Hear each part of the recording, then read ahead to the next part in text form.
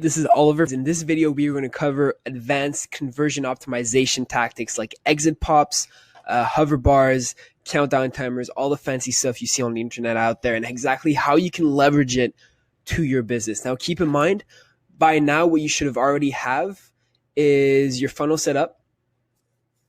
You should have your customer avatar in mind because you're doing this simultaneously with 10 weeks to 1,000 sales, right? And you're defining all your upsells and all these fancy things because this is purely a website, a funnel builder series.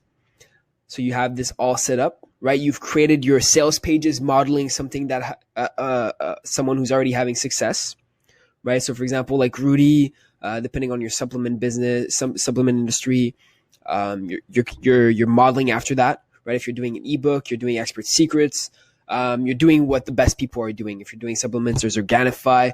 But the point is, once you get that all set up, how do you optimize that to literally double your sales? Because when you think about it, take in consideration that the average conversion rate for funnels is around 2%. Actually, Russell Brunson did a test. It was the 100 visitor site. And he took the best copywriter and sent cold traffic to it, completely cold traffic. So people who didn't know nothing about the offer.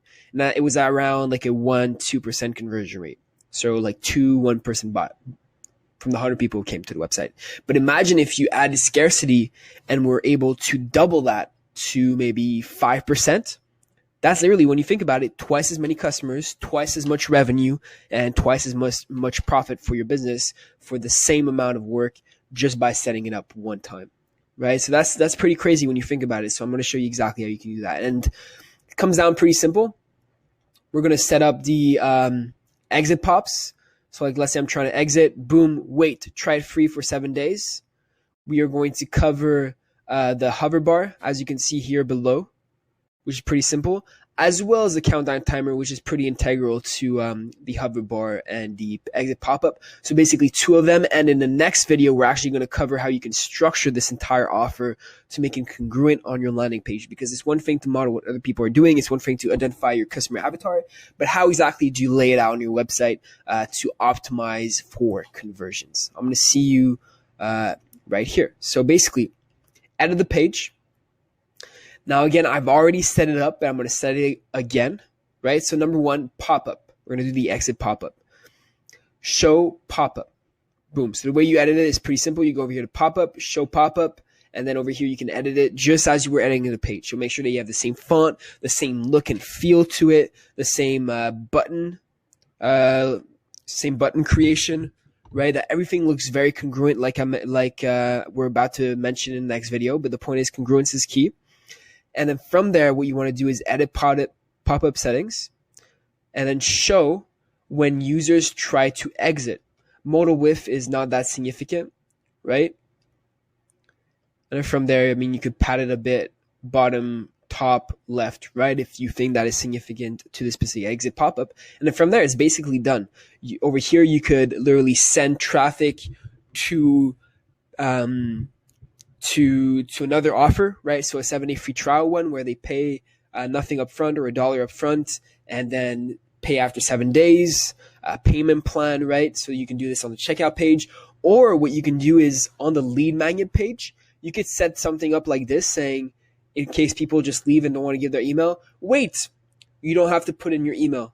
Click here to get your free download, right? So you overcome that objection and you give them a second chance because might as well do it if they're just going to leave, right? So that's just to give you a brief perspective on how you can use exit pops down the funnel, right? I would not use them on upsells, confirmation pages. They get annoying, purely to move them up through the process until they buy, basically. Now, for this specific hover bar, it's actually pretty interesting. So you want to go over here to settings, click over here on add section.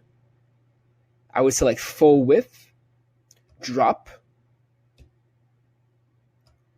and then boom, you have it set up. I would add a new row.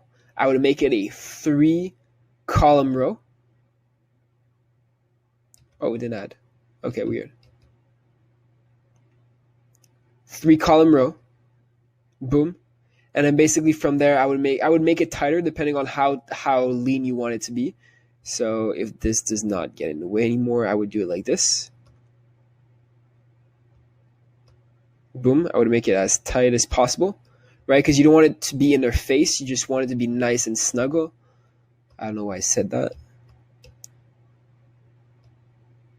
Boom. Boom. Now I'm basically just copying it. You could do it any way you want, right? In the next video, we're actually going to cover how you can structure this offer, but basically just to give you a sneak peek of what it should look like. Then again, you can make it even tighter. If you're looking to make that tighter, just go over here to settings. Boom. And then again, you can do the same thing that you did for the row, for the section, sorry. And you could do that to the row. So basically now it's nice, super tight.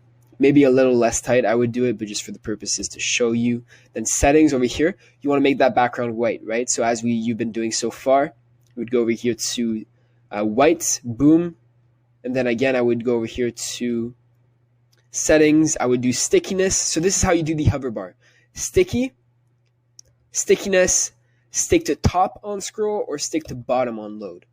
Right? So basically the same thing. Do you want it to stick to the top or do you want it to stick to the bottom? So if this is a header, for example, right, you're going to do stick to the top. If this is like a scarcity bar like we did over here, boom, then what you want to do is to the bottom, right? So for the purposes of this, I'm going to delete the one we did over here. And then save. And then preview.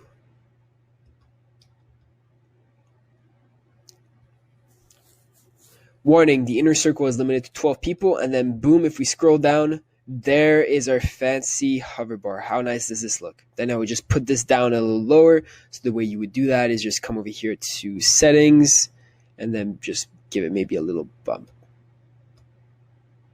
I would give it 5. Boom. And you're done. Now you've created your exit pop and you've created your hover bar.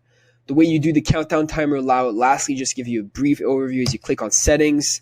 This is actually a minute countdown, right? So countdown counts down the minutes, and you can auto reset the timer to make it evergreen. From there, you could do minutes, seconds. Just make sure it's congruent. Don't make something that triggers the bullshit trigger.